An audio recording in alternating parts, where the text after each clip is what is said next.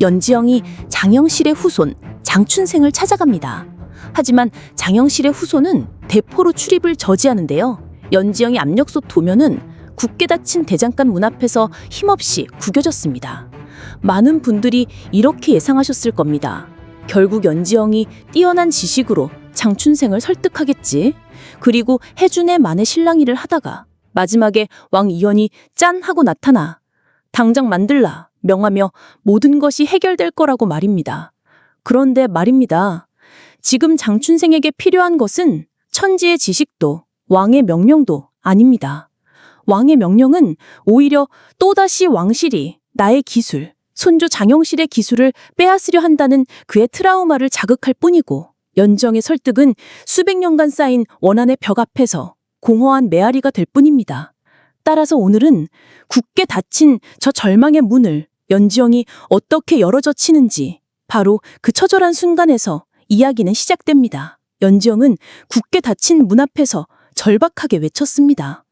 해식의 앙부일구, 물식의 자경루, 세계 최초의 치구기까지, 이것들은 단순한 물건이 아닙니다. 조선의 하늘과 시간을 담은 위대한 과학자의 혼입니다. 그 순간 문 안에서 침묵을 지키던 장춘생의 눈빛이 아주 미세하게 흔들렸습니다.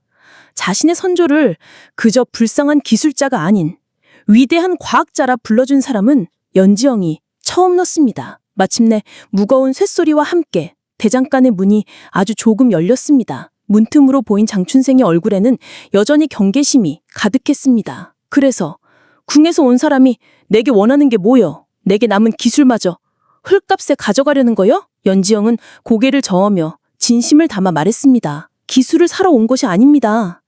어르신의 억울함과 선조의 위대함을 제가 기억하고 있음을 알려드리러 왔습니다. 장춘생은 그 말에 허 하고 코웃음을 쳤습니다. 기억 따위가 밥을 먹여주나? 우리 핏줄은 그놈의 위대함 때문에 평생을 콩죽만 먹으며 숨어 살아야 했어. 연지영은 그의 눈에 서린 깊은 슬픔을 보았습니다. 그리고 한 걸음 더 다가섰습니다. 그 위대함은 왕실을 위한 것이 아니었습니다. 제가 알기로 장영실 어르신의 발명은 모두 백성을 향해 있었습니다. 해시계와 물시계는 농사짓는 백성들이 밭 갈고 씨 뿌릴 때를 정확히 알게 하기 위함이었고, 치구기는 가뭄과 홍수로부터 백성을 지키기 위함이었습니다. 그 마음 제가 이어가게 해주십시오. 연지영은 품에서 직접 그린 압력솥 도안을 꺼내 보였습니다. 이것도 백성을 위한 기술입니다. 장춘생의 시선이 처음으로 도안에 머물렀습니다.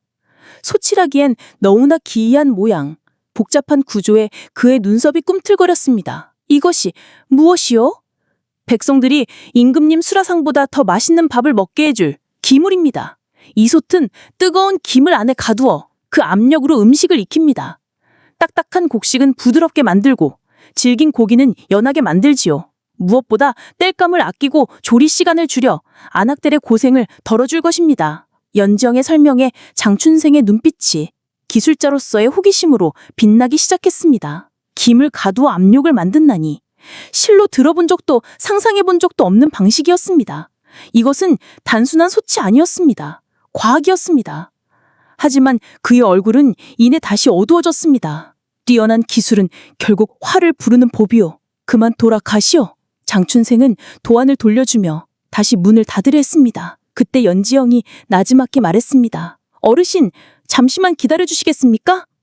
제가 어르신을 위해 요리 하나를 해드리고 싶습니다. 장춘생이 고민하는 동안 대장간에는 고소한 기름 냄새가 서서히 퍼져나가기 시작했습니다.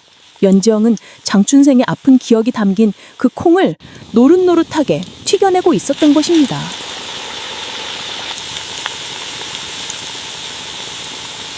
기름의 고소한 내음이 대장간의 쇠 비린내를 부드럽게 감쌌습니다. 연지영은 잘 튀겨진 콩 위에 달콤한 조청을 살짝 뿌려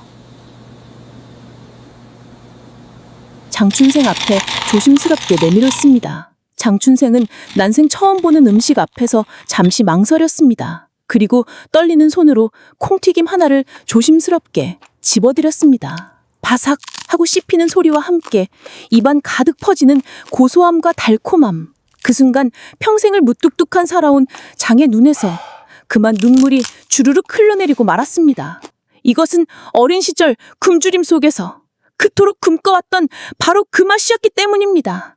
연지영이 그의 어깨에 손을 얹으며 속삭였습니다. 보십시오, 어르신. 이렇게 하찮은 콩 한 줌도 작은 기술이 더해지면 세상에 없는 귀한 음식이 됩니다. 하물며 어르신의 위대한 기술은 얼마나 많은 백성을 기쁘게 할 수 있겠습니까? 음식 하나가 얼어붙었던 장춘생의 마음을 통째로 녹여버린 것입니다. 하지만 장춘생은 여전히 두려워하고 있었습니다. 왕이 그리고 이 나라가 또다시 자신의 기술을 짓밟고 버릴 거라는 공포가 장춘생의 발목을 붙잡고 있었던 것입니다. 바로 그때 허름한 옷을 입고 있던 이현이 앞으로 나섰습니다. 이현은 장춘생의 앞에 서서 입고 있던 겉옷을 벗어 던졌습니다. 그 안에는 왕의 상징인 붉은 용포가 선명하게 빛나고 있었습니다. 이현은 충격에 빠진 장춘생을 향해 단호하지만 진심이 담긴 목소리로 말했습니다. 내가 왕이다. 너의 기술을 내가 반드시 지켜낼 것이다. 선왕께서 그리고 이 조선이 너의 선조를 지키지 못한 것을 집이 이 자리에서 대신 사과하겠다. 한 나라의 왕이 짓밟혔던 기술자의 후손 앞에서 처음으로 고개를 숙인 것입니다. 장춘생은 그 자리에 주저앉아 아이처럼 소리내어 울었습니다. 수백 년간 가슴속에 응어려져 있던 한이 왕의 사과 한마디에 눈물과 함께 씻겨 내려가고 있었습니다. 그날 이후 대장간의 불은 꺼지지 않았습니다. 첫 시푸잼은 허무하게 김만 샜고 두 번째는 무서운 소리를 내며 터질 뻔했습니다. 연지영이 소리쳤습니다. 압력이 너무 높습니다. 저 부분을 조금 더 두껍게 만들어야 합니다. 장춘생은 땀을 닦으며 대꾸했죠.